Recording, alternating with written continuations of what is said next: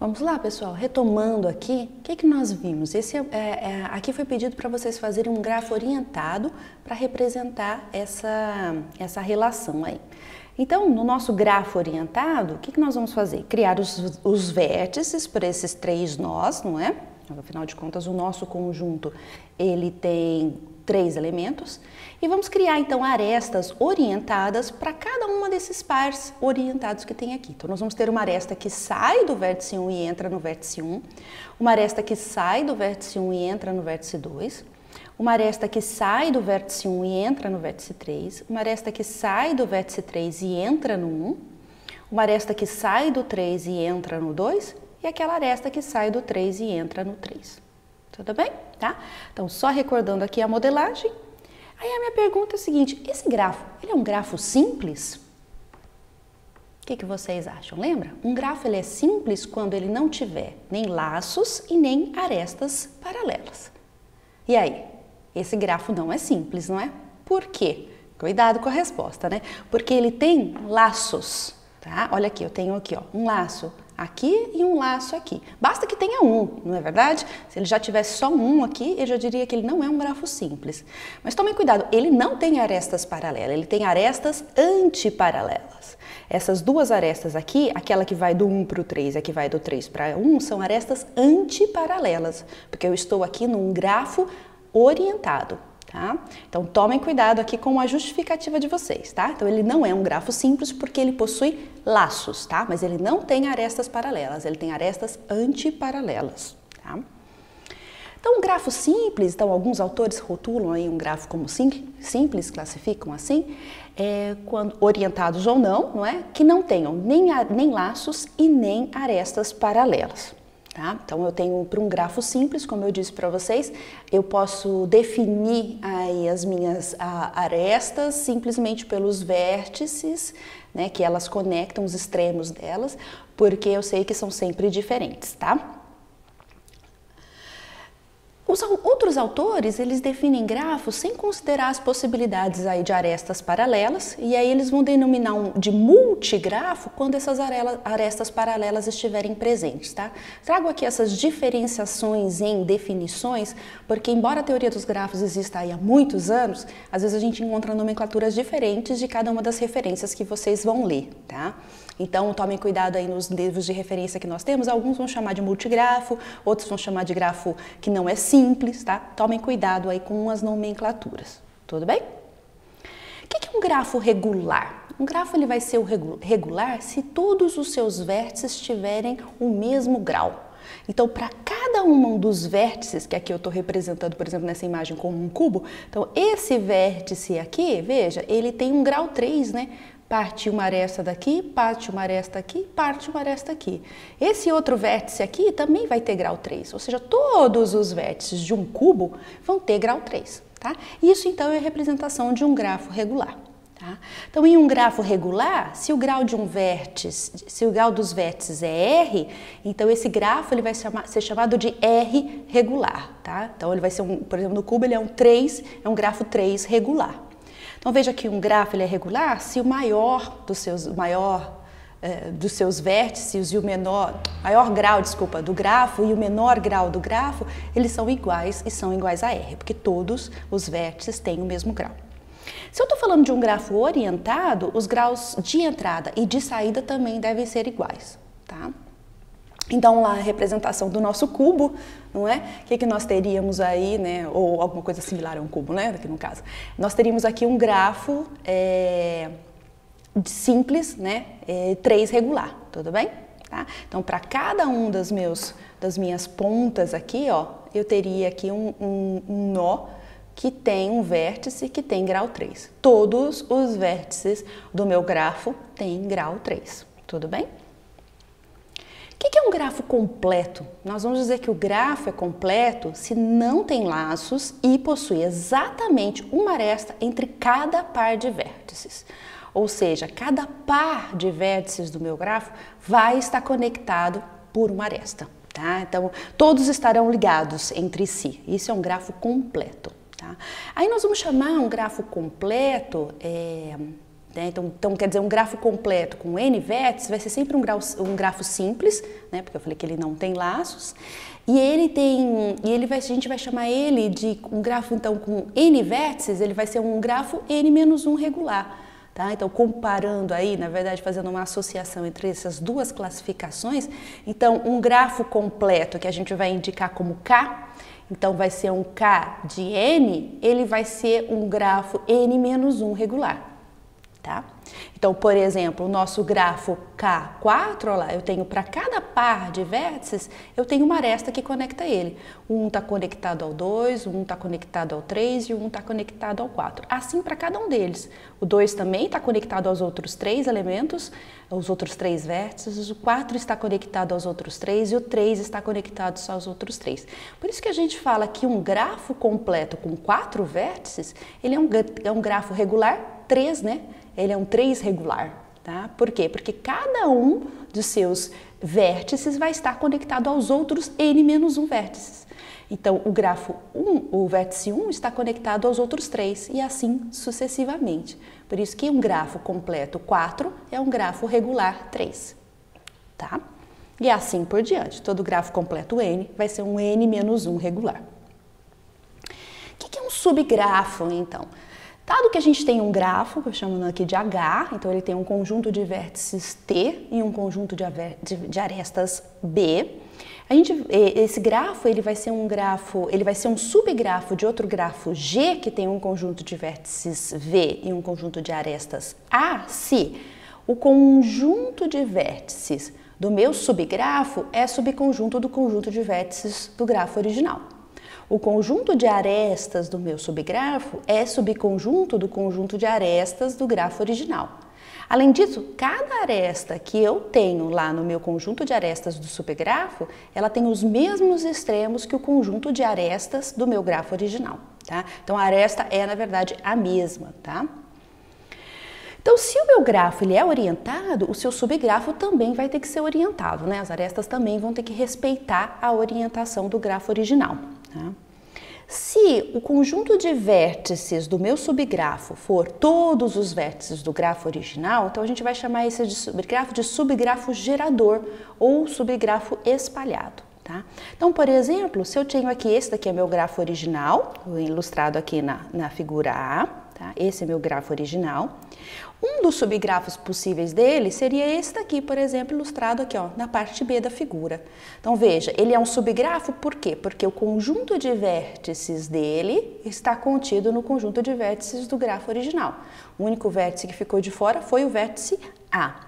O conjunto de arestas dele está contido no conjunto de arestas do meu grafo original. Vejam, tá vendo? Eu tenho aqui, ó, todas as arestas desse grafo ilustrado aqui na parte B são também arestas do grafo original, tá? Mas ele não é um subgrafo gerador, porque para ele ser gerador, o conjunto de vértices dele deveria ser igual ao conjunto de vértices original, que é o que temos aqui na letra C, né? Então, veja, na letra C ele é um subgrafo e ele é um subgrafo gerador.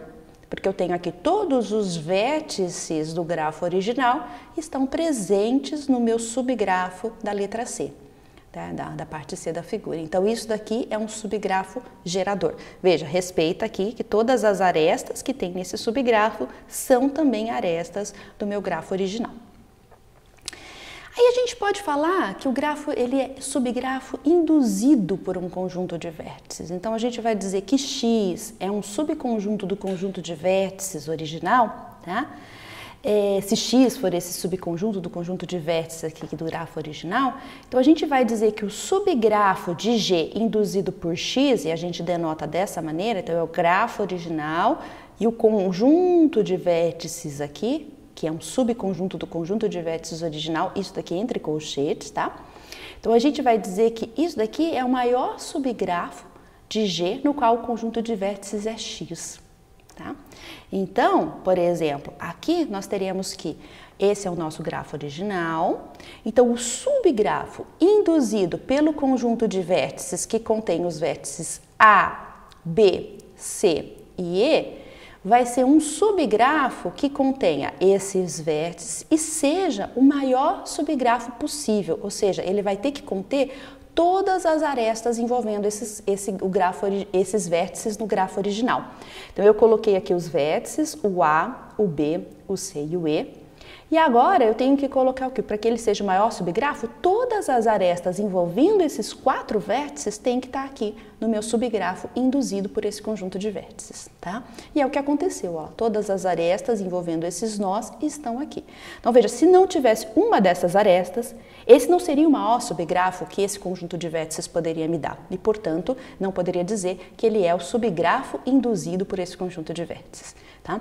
Talvez vocês não consigam ver as aplicações práticas dessas informações, mas, por exemplo, aqui no caso, eu poderia dizer, olha, eu preciso que, supondo que esse meu grafo mapeie aí as conexões de rede de uma determinada cidade, né? Eu preciso fazer a manutenção em algum hub, né? Preciso fazer a manutenção em algum nó aqui, né? Então esse D aqui vai ficar inoperante. Então, qual é a parte da minha cidade que vai ficar sem rede? É isso daqui que vocês conseguem verificar, não é? Então, por exemplo, o E não ficaria sem rede porque o A, por exemplo, supondo que o E seja um outro hub, né? O E conseguiria mandar para todo mundo, porque tá vendo? Ele tem conexão com todos os outros, né? Tá? É só um exemplo aqui de como é que a gente poderia mapear esse conceito de subgrafo induzido num problema real de mapeamento aqui de grafos, tá? O subgrafo ele também pode ser induzido por um conjunto de arestas, de maneira muito similar ao que nós fizemos para os vértices. Então a gente vai dizer que se Y é um subconjunto do conjunto de arestas original, o subgrafo desse meu grafo original induzido por esse conjunto de arestas, denotado de maneira muito similar ao dos vértices, né? Ele vai ser o menor subgrafo de G no qual o conjunto de arestas é Y. Tá? Então significa aqui, por exemplo, eu tenho esse meu conjunto de arestas, né? Esse daqui é meu grafo original, né? Então eu tenho o meu conjunto de arestas BC, BE, CE e DE. Eu sempre vou tentar colocar as arestas em ordem alfabética, tá? Independente se elas tiverem uma orientação, eu sempre vou tentar, na verdade se for um grafo orientado eu coloco orientação, mas aqui, tá, eu vou tentar sempre colocar em ordem alfabética para tentar não ter ambiguidade. Então eu tenho a aresta BC aqui, eu tenho a aresta BE, eu tenho a aresta CE e eu tenho a aresta DE, tá vendo? Então, o subgrafo induzido por esse conjunto de arestas aqui é o menor grafo que eu tenho que gerar, que eu posso gerar, ó, incluindo essas arestas, tá? Então, eu não preciso colocar nenhum outro vértice aqui desnecessário, tá? Então, por exemplo, se eu quisesse aqui da minha rede lá meu mapa da minha rede, das minhas conexões de rede, eu quisesse aqui fazer um recorte para poder fazer um tratamento. Então, esses daqui são os cabos que eu preciso considerar, porque essas são as arestas que modelam eles, tá? Eu posso fazer no grafos as operações de união e intersecção de conjuntos, né? Afinal de contas, um grafo é uma união de dois conjuntos, né? Um conjunto de vértices e um conjunto de arestas. Então, a união de dois subgrafos de um mesmo grafo, ela é obtida fazendo a união de seus conjuntos de vértices e a união de seus conjuntos de arestas. E a intersecção de maneira similar, não é? Então, a intersecção é obtida fazendo a intersecção dos conjuntos de vértices e dos conjuntos de arestas. Então, olhando lá para um grafo, por exemplo, esse grafo G aqui, ilustrado na parte A da figura, nós teríamos, então, alguns subgrafos deles, né? Então, a gente tem um subgrafo aqui na letra B, e um outro subgrafo aqui na letra C, não é? Então, eu chamei esse subgrafo de H e eu chamei esse subgrafo de K. Então, eu posso fazer uma união desses grafos, se eu juntar esses dois, como eles são aqui, não diria que eles são complementares, porque eles têm uma aresta que se repete aqui, né? Mas eles são quase complementares, né? Então, juntando esses dois grafos aqui, eu teria como união resultante isso daqui, tá vendo? Então, a aresta que se repete, como eu vou fazer a união de conjuntos, né, ela não vai aparecer duas vezes, ela aparece uma vez só, ele era um grafo simples, ele não vai virar um grafo agora, um multigrafo, por exemplo, né?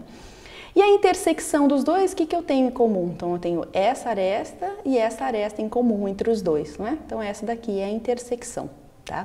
Novamente, pensando aí nos problemas, como é que eu poderia, então, dado o meu mapa de redes e eu tenho outras sub-redes aqui, como é que eu poderia descobrir, então, qual é a parte que, unindo as duas, o que elas cobrem, ou, em fazendo uma intersecção das duas, o que as duas cobrem em redundância, tá?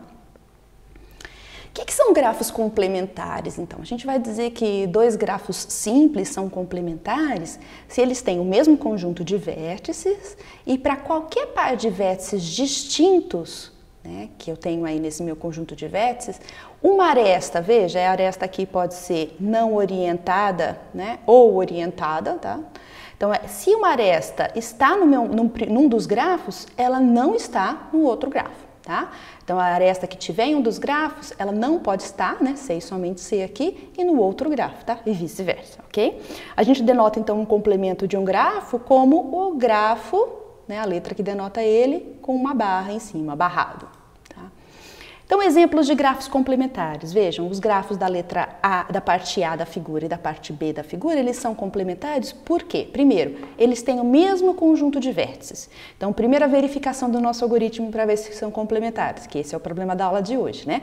Verificar se o conjunto de vértices é o mesmo. Então, ele tem V1, 2, 3, 4, 5 e 6. Aqui também, 1, 2, 3, 4, 5 e 6. Vejam que eu poderia ter escrito esses vértices em ordem diferente, não tem problema. Lembra, no grafo, diferente de um diagrama de Race, o local onde você desenha o seu nó é indiferente. O que importa são as conexões, né? As ligações que nós temos entre esses vértices. Tá? Então, a primeira verificação está ok. A segunda verificação é que toda vez que eu tiver uma aresta num dos grafos, eu não posso ter essa aresta no outro, né? Então, por exemplo, eu tenho uma aresta do 1 para o 5, essa não está aqui, né? Então, eu teria que fazer essa verificação para para todas as arestas do meu grafo.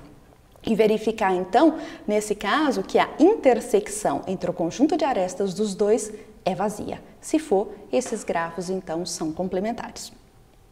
Esse é o problema da aula de hoje. Então, já dei aí o algoritmozinho para vocês. Então, esse é o problema de hoje. Eu quero que vocês verifiquem para cada par de grafos apresentado aí das letras A até a letra E, quais desses são complementares, ok? Até a próxima aula.